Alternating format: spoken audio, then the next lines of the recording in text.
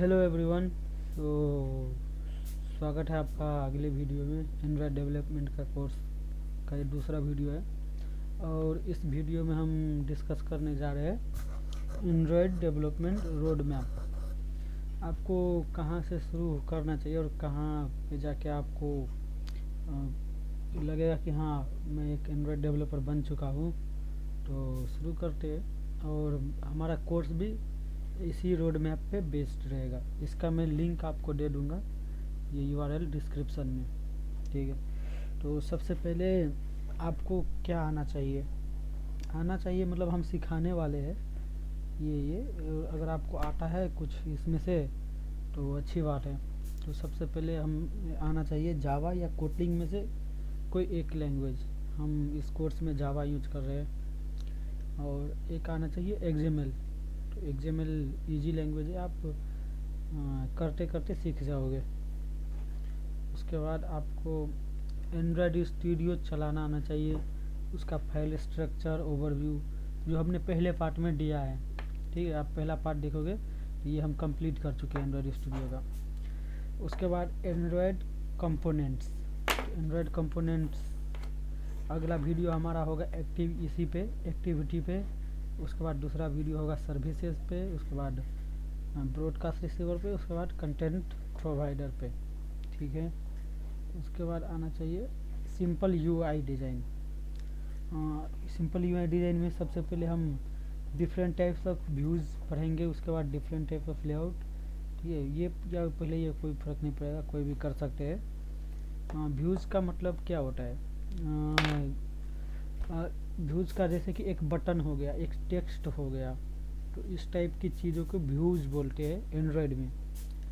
और लेआउट एक view group को बोलते हैं। एक्चुअली में मल्टीपल बटन टेक्स्ट व्यू को होल्ड करके रखने वाला एज ए कंटेनर आप कह सकते हो।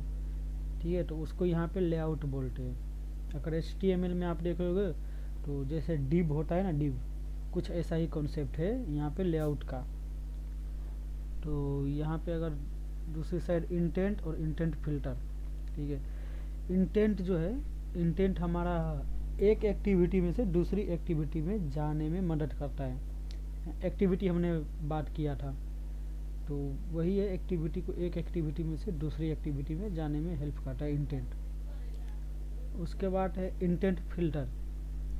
इंटेंट फिल्टर एक्चुअली में ब्रॉडकास्ट में भी यूज होता है और मल्टीपल जगह, जैसे मैनिफेस्ट में हमने देखा था एक्टिविटी के टाइम पे कि कौन सी एक्टिविटी पहले लॉन्च होना है, उसके अंदर इंटेंट फिल्टर लगा के उसमें कुछ कोड लिखा हुआ था। तो इंटेंट फिल्टर का काम वहाँ पे है। उसके बाद सिंपल पर हम आएंगे कॉम्प्लेक्स डिज़ाइन पे, जहाँ पे हम सबसे पहले एक सिंपल सी लिस्ट बनाना सीखेंगे। ठीक है, उसके बाद लिस्ट बनाएंगे और पहले हम इस साइड से शुरू करेंगे।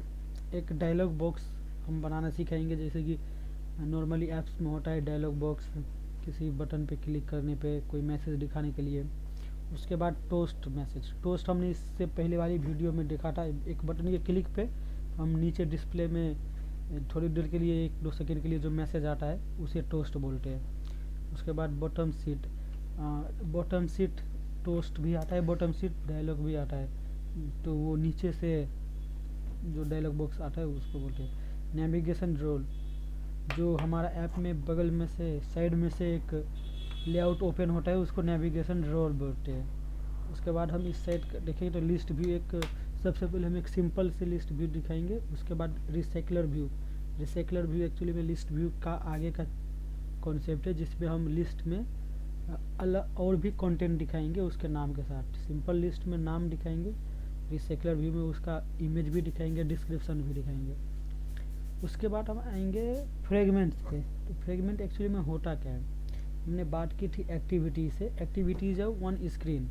फ्रेगमेंट भी कुछ उसी तरह है, लेकिन ये थोड़ा सा अलग ये है कि फ्रेगमेंट जो है एक्टिविटी के साथ बाइंड रहता है। मतलब हम ये कर सकते हैं कि हमें मल्टीपल स्क्रीन दिखाना है तो हम एक ही एक्टिविटी रख के उसमें मल्टीपल फ्रेगमेंट दिखा सकते हैं, एक फ्रेगमेंट को चेंज करके दूसरा फ्रेगमेंट दिखा सकते हैं। फ्रेगमेंट आप समझ जाओ as a piece of screen है, मतलब एक एक्टिविटी के अंदर में एक टाइम पर 2 फ्रेगमेंट भी दिखा सकते हैं या एक भी दिखा सकते हैं, एक को हटा के दूसरा दिखा सकते हैं। और एक्टिविटी है वो पूरा का पूरा एक स्क्रीन है।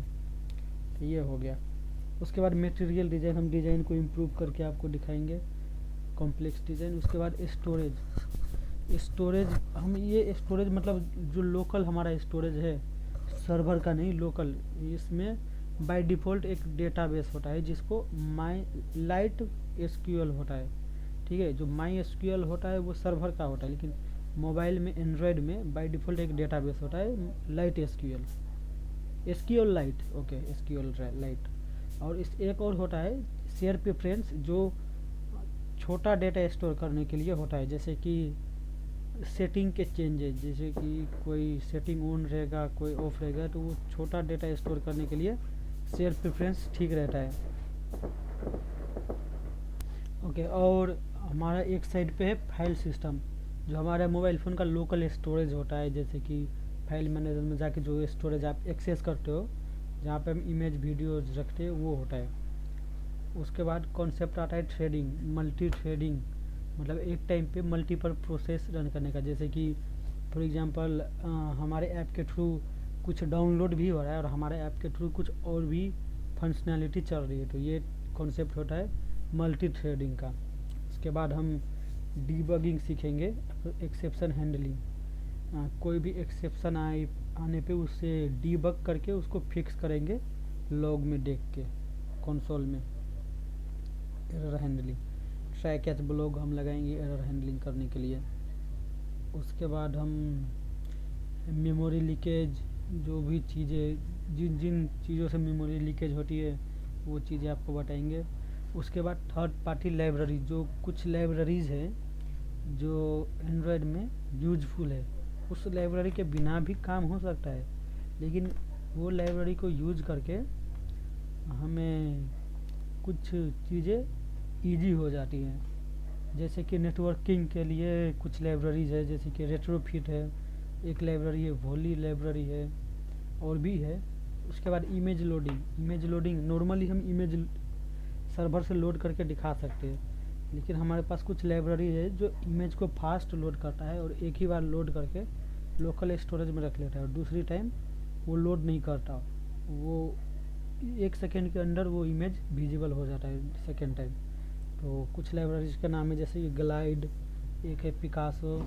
उसके बाद एक लाइब्रेरी हम यूज करेंगे डिपेंडेंसी इंजेक्शन के लिए, जो है डैगर लाइब्रेरी। इसके बाद मल्टी थ्रेडिंग, इसके लिए भी हम कुछ यूज करेंगे अलग अलग।